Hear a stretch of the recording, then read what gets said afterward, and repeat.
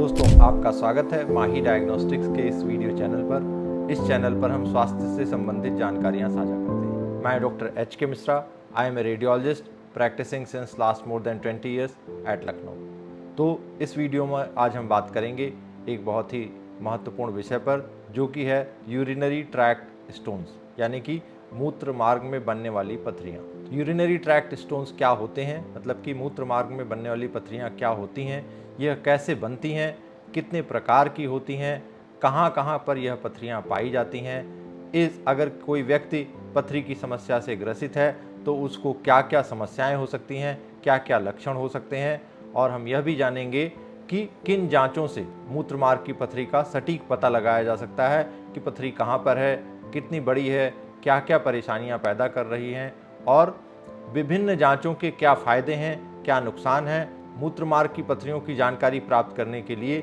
सबसे बेहतर जांच कौन सी है, हम यह जानकारी प्राप्त करेंगे।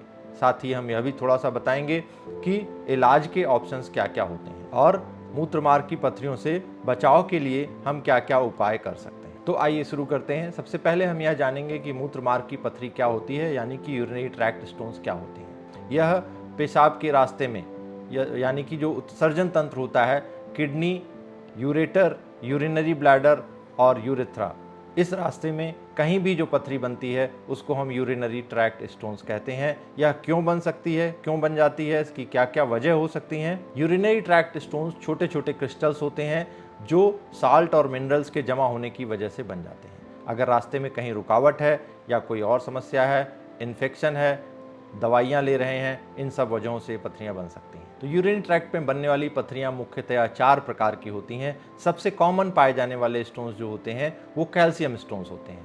इसके बाद कुछ और स्टोन्स भी होते हैं, जैसे कि यूरिक एसिड स्टोन्स होते हैं, स्ट्रोइट स्टोन्स होते हैं और सिस्टीन स्टोन्स होते हैं। सिस्टीन स्टोन्स जो जन्मजात परेशानियों की वजह से बनते हैं, स्ट्रोइट स्टोन्स जो होते हैं वो दवाइयों की वजह से बन सकते हैं, इन्फेक्शन की वजह से बन सकते हैं। और यूरिक एसिड स्टोन्स जो ज़्यादा प्रोटीन खाने की वजह से यूरिक एसिड स्टोन्स बन सकते हैं। लेकिन सबसे कॉमन पाए जाने वाले स्टोन्स जो होते हैं वो कैल्शियम स्टोन्स होते हैं। पथरियाँ क्यों बन सकती हैं?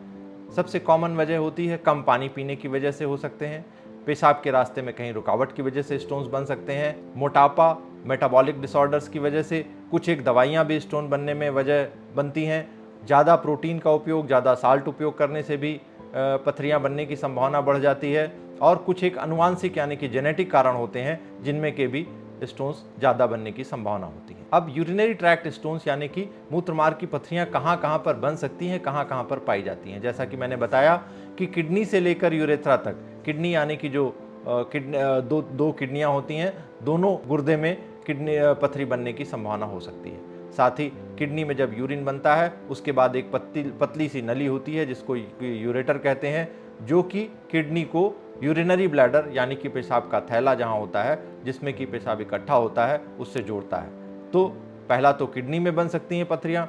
दूसरी संभावना होती है कि किडनी में बनने के बाद जब आगे बढ़ती हैं तो वो जाकर के यूरेटर में फंस सकती हैं और यूरेट्रिक स्टोन्स कॉज करती हैं।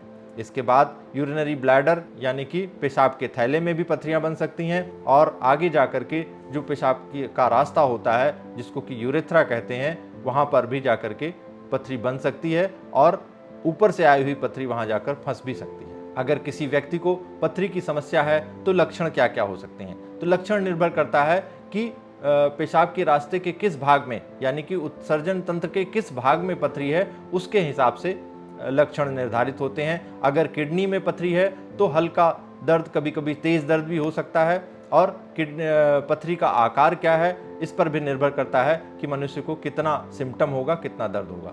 इसके बाद अगर यूरेटर में स्टोन फंसा हुआ है तो बहुत तेज दर्द करता है, दाहिनी तरफ या बाईं तरफ, और फ्लैंक्स में जो साइड में और नीचे जाता हुआ पेन बहुत ही तेज असहनीय दर्द होता है, तो वो यूरेटर के स्टोन में असहनीय दर्द होता है।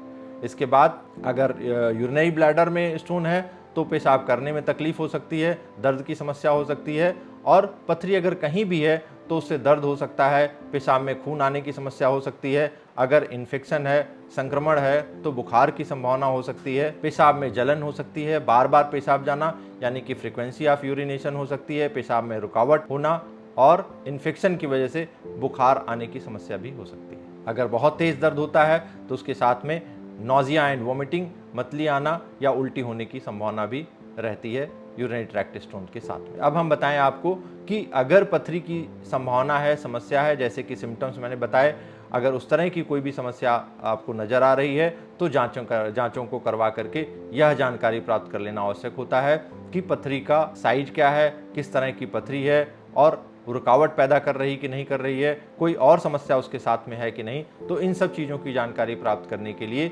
मुख्यतया यूरिनरी ट्रैक्ट स्टोन्स के लिए 4 जांचों की आवश्यकता होती है। सबसे ज़रूरी और सबसे कॉमन जांच जो है वह अल्ट्रासाउंड होती है। अल्ट्रासाउंड के साथ ही हम एक्सरे भी कर सकते हैं। एक्सरे और उसके बाद अगली जांच जो होती है सीटी स्कैन होती है और कुछ एक केसेस में सीटी यूरोग्राफी की भी आवश्यकता पड़ती है।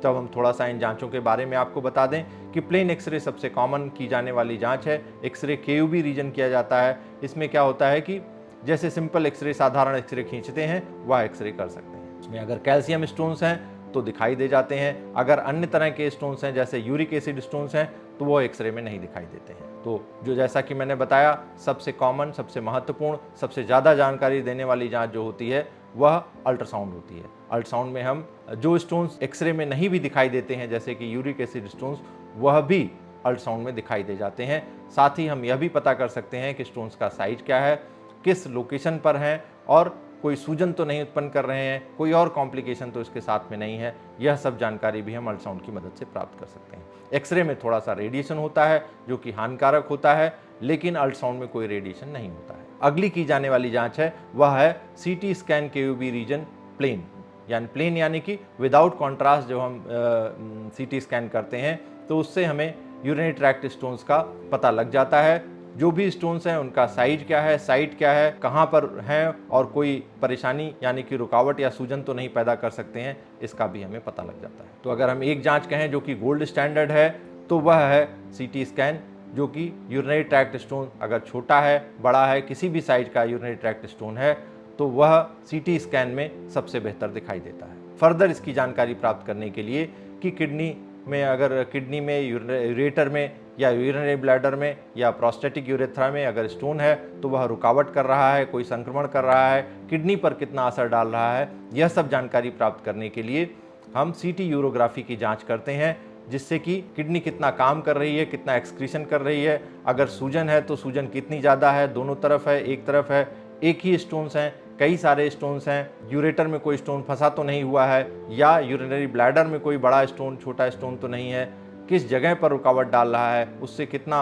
नुकसान हो रहा है, यह सारी चीज़ें हम सीटी यूरोग्राफी की मदद से जानकारी प्राप्त कर सकते हैं। साथ ही प्रोस्टेटिक यूरेथ्रा में जो कि रेयरली कभी कभी स्टोन फंसा हुआ होता है, उसको भी हम सीटी यूरोग्राफी और सीटी स्कैन केयूबी की मदद से जानकारी प्राप्त कर सकते हैं। इसके साथ ही एक और महत्वपूर्ण जांच होती है जो कि यूरिनरी ट्रैक्ट स्टोन्स में अक्सर हम लोग करते हैं, वह है आईवीपी या इंट्रावीनस यूरोग्राफी या इंट्रावीनस पाइलोग्राफी की जांच, जिसमें क्या करते हैं कि नसों में एक कॉन्ट्रास्ट इंजेक्शन दिया जाता है, उसके बाद सीरियल एक्सरेज करते हैं, यह देखने के लिए कि अगर कोई स्टोन फंसा हुआ है, अगर कोई स्टोन है किडनी में या यूरेटर में तो वह कोई ऑब्स्ट्रक्शन तो नहीं कॉज कर रहा है, कोई रुकावट तो नहीं कॉज कर रहा है, उसकी वजह से कोई सूजन तो नहीं हो रही है। यह सारी जानकारी हम आईबीपी की मदद से प्राप्त कर सकते हैं। साथ ही हम यह भी जानकारी प्राप्त करते हैं कि किडनीज कितना काम कर रही हैं, कितना फंक्शन कर रही हैं, जो स्टोन्स हैं उनकी वजह से किडनी को कोई परमानेंट डैमेज तो नहीं हो गया है, यह जानकारी हम आईवीपी और सीटी यूरोग्राफी की मदद से प्राप्त कर सकते हैं। साथ ही एक जांच और न्यूक्लियर स्कैन एक होता है जो कि रीनल स्कैन कहते हैं, उसमें भी अगर किडनीज फंक्शन कितना कर रही हैं, यह जानकारी हम न्यूक्लियर स्कैन की मदद से प्राप्त कर सकते हैं। अब थोड़ा सा हम आपको बता दें कि अगर यूरिनरी ट्रैक्ट स्टोन्स हैं तो उनका इलाज क्या करना चाहिए, क्या इलाज की और क्या ऑप्शंस उपलब्ध होते हैं। तो अगर कोई छोटी पथरी है, 5 मिलीमीटर, 7 मिलीमीटर या उससे कम की पथरी है, तो अपने आप पानी ज़्यादा पीने से निकल जाती है, दर्द की दवाइयाँ देने की आवश्यकता होती है और कुछ समय में पथरी अपने आप निकल जाती है। लेकिन अगर बड़े स्टोन्स हैं तो उनका इलाज की विभिन्न विधाएं मौजूद हैं। एक तो लिथोट्रिप्सी की मदद से, जिससे कि लेज़र की तकनीक द्वारा स्टोन्स को तोड़ा जा सकता है। उसके बाद यूआरएस या यूरेटरोस्कोपी और इंडोस्कोप की मदद से भी स्टोन का इलाज किया जा सकता है, और कुछ एक केसेस में पीसीएनएल या परक्यूटेनियस नेफ्रोलिथोटमी की मदद से भी छोटी दूरबीन से छोटा चीरा लगा करके स्टोन्स का इलाज किया जा सकता है। कुछ एक केसेस में जिसमें कि स्टोन्स बहुत बड़े होते हैं, ऑपरेशन की भी, ओपन ऑपरेशन या बड़े ऑपरेशन की आवश्यकता भी पड़ती है। अब पथरी अगर किसी को है तो फिर से ना बने, उसके लिए क्या कर सकते हैं? अगर किसी व्यक्ति को पारिवारिक समस्या है पथरी ज़्यादा बनने की, तो उसके लिए हम लोग क्या इलाज करें? क्या पहले से प्रिकॉशंस लें जिससे कि पथरी बनने की संभावना कम हो जाए? तो दिन में कम से कम 2.5 से 3 लीटर पानी पिएं। प्रोटीन, बहुत ज़्यादा प्रोटीन का उपयोग ना करें। सॉल्ट, नमक कम लें। पेशाब रोकने की आदत से बचें। बार बार पेशाब जब भी लगे तो करें। वेट को नियंत्रण में रखें और अगर यूरिनरी ट्रैक्ट स्टोन्स बनने की प्रवृत्ति है तो डाइट प्लान बनवा लें और उसके हिसाब से खान पान नियमित और संयमित रखें। अब आइए थोड़ा सा हम समराइज कर दें।